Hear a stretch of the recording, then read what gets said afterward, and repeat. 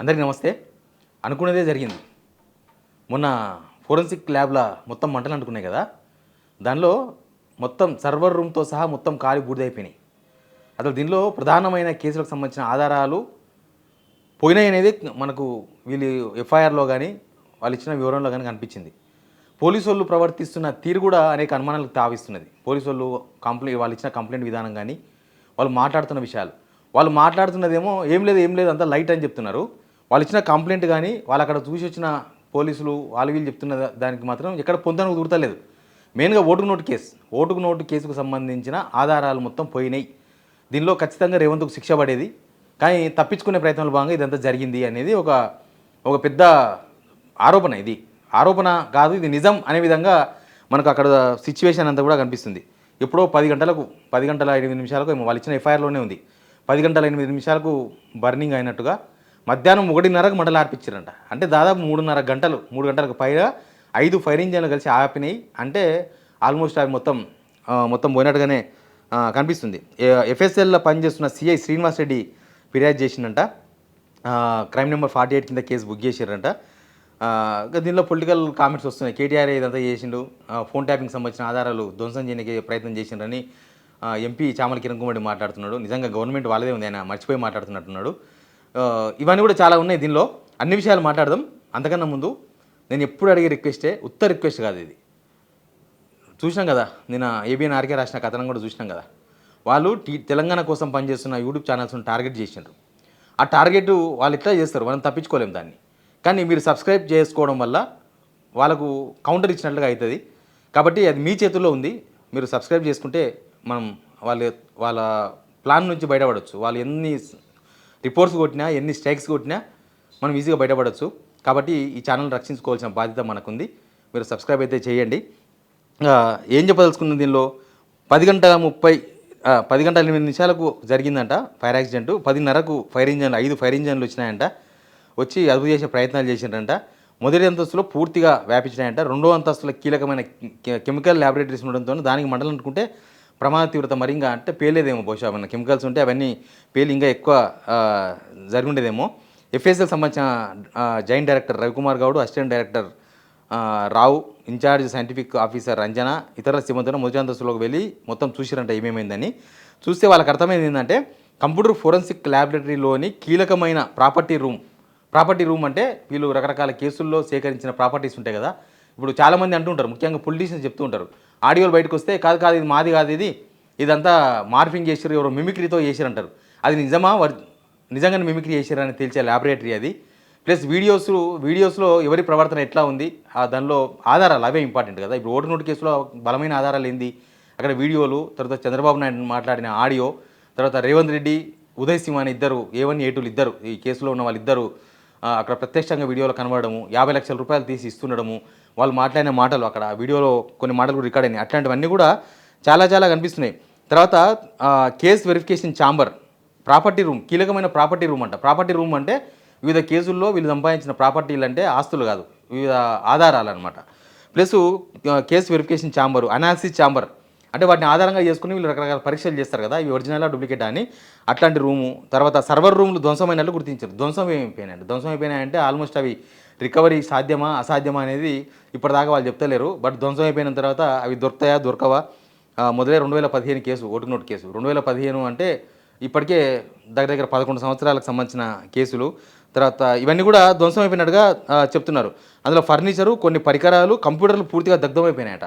Server room అగ్ని ప్రమాదంలో దగ్ధమైపోయినట్లు ఎఫ్ఐఆర్లో పెట్టిండ్రు వాళ్ళు. నా పక్కన ఎఫ్ఐఆర్ కూడా కనిపిస్తుంది చూడండి, నా పక్కనే వేస్తారు మా వాళ్ళు. ఎఫ్ఐఆర్ ఇంపార్టెంట్, ఎఫ్ఐఆర్లో ఉంది. అందుకే వీళ్ళు మాట్లాడే మాటలు వీళ్ళు బయటకు వచ్చి చాలా సింపుల్గా మాట్లాడుతున్నారు. ఒక పోలీస్ ఆఫీసర్ మాట్లాడతారు, అది కూడా మీరు వినండి. In both these cases, the first case of the Anti-Corruption Bureau, our case lo 16 material objects 2015 lo were received in the FSL, and all these cases reports were submitted to FSL in 2015 itself. ఇక్కడనే అనుమానాలు వస్తున్నాయి. ఇప్పుడు ఏదైనా కేసుల్లో police వాళ్ళు FIR పెడితే, మామూలుగా press meet పెడితే ఏం మాట్లాడతారు, ఏదైనా కేసులో అసలు అఫెండర్ అని, దొంగలని, మర్డర్ చేసిండ్రని, దొంగతనం చేసిండ్రని, దీని వెనుక పెద్ద కుట్ర ఉందని చాలా మాటలు మాట్లాడతారు. కానీ ఈ ఫైర్ యాక్సిడెంట్లో మాత్రం 2015లో జరిగింది ఓటుకు నోటు కేసు అని కూడా వీళ్ళు మాట్లాడలేకపోతున్నారు. ఏదో మాట్లాడుతున్నారు మేడం. 2015లో జరిగిన కేసు 2015 కేసు అంటున్నారు తప్ప ఓటుకు నోటు కేసు అనుకుంటలేరు. అంటే పోలీస్ ఆఫీసర్సు, తర్వాత ఈ ఎఫ్ఎస్ఎల్కి సంబంధించిన ఆఫీసర్సు, ఏసీబీ వాళ్ళు ఎవరు కూడా ఓటుకు నోటు కేసు అనే ధైర్యం కూడా చేస్తలేరు. దానిలో ఓటుకు నోటు కేసు అంటే దానిలో రేవంత్ రెడ్డి ఏమంటాడు కాబట్టి భయపడుతున్నారు అనేది అర్థమైంది. కాబట్టి వీళ్ళు ఇంత భయపడుతున్న వాళ్ళు ఇక్కడ వీళ్ళు బయటకు వచ్చి మాట్లాడే మొత్తం అబద్ధాలే, లోపల వీళ్ళైతే ఎఫ్ఐఆర్ రాసినారో అదే నిజం కదా. ఇక దీనిలో సర్వర్ రూమ్ తగలడం వెనుక కుట్రకోణం ఉందా అనేది ఒక పెద్ద పాయింట్. సర్వర్ రూమ్ అంటే మొత్తం హెడ్ ఆఫీస్కు సంబంధించిన మొత్తం సర్వర్ అంతా అక్కడ ఉంటుంది అనమాట. అంటే అన్నీ అక్కడనే సేవ్ అయి ఉంటాయి. బట్ సర్వర్ రూమ్ తగలబడిపోయింది, దీనికి మన కుట్ర ఉందా అనేది ఒకటి. వీళ్ళు అసలు ఏం పరిశీలించకుండానే ఫస్ట్ ఫైర్ యాక్సిడెంట్ కాగానే అసలు ఫైర్ కూడా ఆపకముందే అక్కడ పోలీస్ ఆఫీసర్స్ కొంతమంది మాట్లాడింది. ఇది షార్ట్ సర్క్యూట్ ద్వారానే జరిగి ఉండొచ్చు. నేను ముందే పోలీసులు చెప్పేస్తున్నారు. అంటే ఎవరైనా సరే మేము పరిశీలిస్తాము, నిజంగా దీని వెనుక ఏం జరిగిందో ఏమైనా కుట్రకోణం ఉందా అనే యాంగిల్లో కూడా మేము విచారణ చేపడతాం ఇట్లా మాట్లాడతారు ఏదైనా కేసుల్లో పోలీసులు. కానీ ఈ ఫైర్ యాక్సిడెంట్లో మాత్రం చాలా సింపుల్గా ఇది షార్ట్ సర్క్యూట్ ఏమో, మాకు ప్రాథమికంగా మేము షార్ట్ సర్క్యూట్ అని అనుకుంటున్నాము. మామూలుగా అక్కడ ఏమి ఫర్నిచర్ గోదాం కాదు కదా. ఇప్పుడు నాంపల్లిలో ఒక ఫర్నిచర్ గోదాం అంటుకపోయింది రీసెంట్గానే, ఒక 15 days అయింది. దానిలో చనిపోయిన కూడా 5 మంది. అయితే ఇట్లా ఫర్నిచర్ గోదాం అంటే ఫర్నిచర్ ఉంటుంది, మొత్తం కట్టెలు ఉంటాయి, కర్రలు అవే ఉంటాయి, ప్లస్ ఫోమ్ ఉంటుంది, ఈ సోఫా సెట్లు, బెడ్లు తయారు చేసే ఫోము అవన్నీ ఉంటాయి కాబట్టి కొంచెం టైం తీసుకుంటుంది. కానీ ఇక్కడ ఈ ఫోరెన్సిక్ ల్యాబ్లో అంతగానం 3.5 hours ఎందుకు మంటలను అదుపు చేయలేకపోయినరు అనేది కూడా ఒక పెద్ద పాయింటే ఇక్కడ.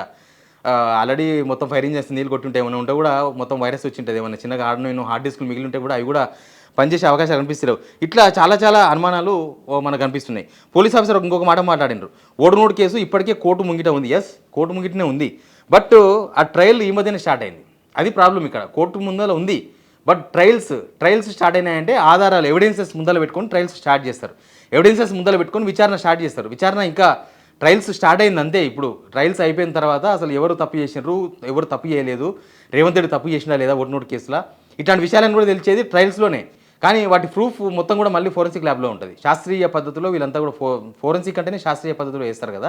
అవి ఒరిజినల్ ఏంది, డూప్లికేట్ ఏంది, దాన్ని అనలైజ్ మొత్తం అసలు ఏం జరిగింది, రేవంత్ రెడ్డి ఎన్ని గంటలకు ఆడికి పోయిండు, తర్వాత ఎన్ని గంటలకు గెలిచిండు, దానికన్నా ముందు ఏం జరిగింది, తర్వాత అక్కడ కూర్చున్నప్పుడు మాట్లాడిన మాటలు ఒరిజినలా లేకపోతే మ్యానిపులేటెడా, ప్లస్ అక్కడ తీసుకొచ్చిన డబ్బులు 50 లక్షల రూపాయలు ఎక్కడివి, అవన్నీ కూడా అఫీషియల్గా వాళ్ళ దగ్గర ఒరిజినల్ ఫోరెన్సిక్ ల్యాబ్ చేసే టెస్టులే, దాని ద్వారా వచ్చిన రిపోర్ట్లే మనకు కోర్టులో పెడతారు పోలీసు వాళ్ళు. కానీ ఇప్పుడు అవే మొత్తం అంటకపోయిన తర్వాత ఇక ఎక్కడ కనిపిస్తాయి అసలు ఈ ప్రమాద తీవ్ర రూపం దాల్చకముందే సిబ్బంది మొత్తం ఇట్లా జాగ్రత్త పడి విలువైన మెటీరియల్ కాలిపోకుండా కాపాడాల్సిన బాధ్యత పోలీసు వాళ్ళ మీద ఉంటుంది. అసలు కాపాడినదా లేదా అనేది ఎక్కడ అర్థమైతే లేదు.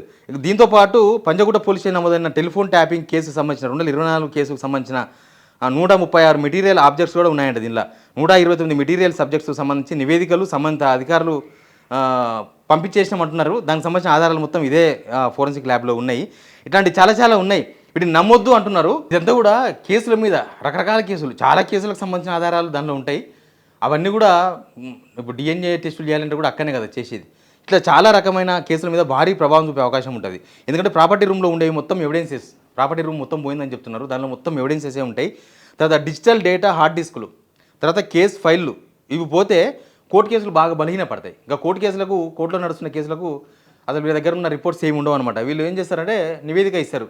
ఏదైతే కోర్టు విచారణ నడుస్తుందో ఆడ మా దగ్గర ఫైర్ యాక్సిడెంట్ అయింది, మాకు ఎఫ్ఐఆర్ అయింది, పలానా కేసు నెంబర్ ఇది అయింది, మేము దాని మీద విచారణ ఎంక్వైరీ చేస్తున్నాం అని చెప్తారు. అంటే ఆడ ఏం మిగలలేదని అర్థం దానికి.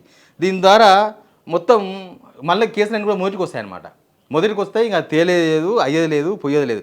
సర్వర్ డేటా మొత్తం పోతే పాత కేసులు డిజిటల్ ప్రూఫ్ కాకపోవచ్చు, డిజిటల్ ప్రూఫ్స్ అయ్యే అవకాశాలు లేవు. ఇది లా ఇన్వెస్టిగేషన్కి సంబంధించిన చాలా సీరియస్ ఇష్యూ. మొత్తం పని అయితే అయిపోతుంది. ఇప్పుడు ఏం పనులు కావు, అక్కడ మొత్తం అయిపోయినట్టుగానే చెప్పాలి. అయితే వీళ్ళు ఇప్పటిదాకా పోలీసు వాళ్ళు మాట్లాడుతున్న మాటలు కానీ, అక్కడ జరిగిన తతంగం కానీ, ఫైర్ ఇంజన్ వచ్చిన టైమింగ్ కానీ, ఆర్పిన టైమింగ్ 3.5 గంటల టైం తీసుకోవడం కానీ, తర్వాత మొత్తం ఇంపార్టెంట్ కేసులకు సంబంధించిన డేటా మొత్తం కూడా పోయింది అనే విధంగా ఎఫ్ఐఆర్లో కొన్ని పేర్కొనడం కానీ, ఇవన్నీ చూస్తుంటే ఇదంతా ఒక పెద్ద కుట్ర. చామల కిరణ్ కుమార్ రెడ్డి మాట్లాడుతుండే ఎంపీ, ఇదంతా కేటీఆర్ చేసి ఉండొచ్చు, ఫోన్ ట్యాపింగ్ సంబంధించిన సాక్ష్యాలను కూడా అక్కడ ఉన్నాయి కాబట్టి దానికోసమే చేసి ఉండొచ్చు అని ఆయన ఒక అనుమానం వ్యక్తం చేసిండు. కానీ గవర్నమెంట్ అసలు మీరు ఎక్కడ ఎఫ్ఐఆర్లో అనుమానాలు కూడా ఎక్కడ లేవు. ఎఫ్ఐఆర్లో కూడా నిజంగానే ప్రతిపక్షం చేసి ఉంటే గవర్నమెంట్ ఇప్పటిదాకా ఉండేదా? రాత్రి పోయి అందరిని అరెస్ట్ చేసేది. వీళ్ళ దగ్గర ఏం చిన్న ఆధారం ఉన్నా కూడా గవర్నమెంట్ వీళ్ళది పెట్టుకొని అవతల మీద దోషిస్తే ఏమొస్తుంది? ప్లస్ ఇప్పుడు అర్జెంటుగా తేలే కేసు ఓటుకు నోటు కేసు బీజేపీతో మంచిగా ఉన్నాడు కాబట్టి నడుస్తుంది. బీజేపీ ఎప్పుడైనా వ్యవహారం ముదిరితే మెడ విసుకుతారు వాళ్ళు. ఆ మెడ విసిగినప్పుడు దొరికిపోయేది రేవంత్ రెడ్డి. ఎవడు నోటికేసారు, ఇంకా వేరే పర్సన్ ఎవరు లేరు. ఆయన్నే ఏవను, ఆయన్నే మొత్తం గ్రౌండ్లో కనిపించింది. చంద్రబాబు నాయుడు ఆడియో మాత్రమే ఉంది, కానీ మొత్తం వీడియో మొత్తం రేవంత్ రెడ్డిదే ఉంది. కాబట్టి ఇది అధికార పార్టీ వర్గాలు చేసినాయని ఎందుకు అనుకోకూడదు, ఇందులో కుట్ర ఉందని ఎందుకు అనుకోకూడదు? 100% అనుకునే ఛాన్స్ ఉంది కదా. ఎక్కడైనా ఎదగ సహజంగా ఎవరికైతే ప్రమాదం ఉంటుందో వాళ్ళే దాన్ని తగలబెడతారు, ఎవరికైతే రిస్క్ ఉంటుందో వాళ్ళే దాన్ని ఆధారాలు లేకుండా చేస్తారు. మన కేసులో, దొంగతనం కేసులో, లేకపోతే మర్డర్ కేసులో, రేప్ అటెంప్ట్ కేసులో చూడమా ఆధారాలు చెరిపేసేందుకు ప్రయత్నం చేస్తారు. ఎవరు చేస్తారు? ఎవరైతే దాంట్లో పార్టిసిపేట్ చేసినారో వాళ్ళు ఆ ఆధారాలు చెరిపేసే ప్రయత్నం చేస్తారు.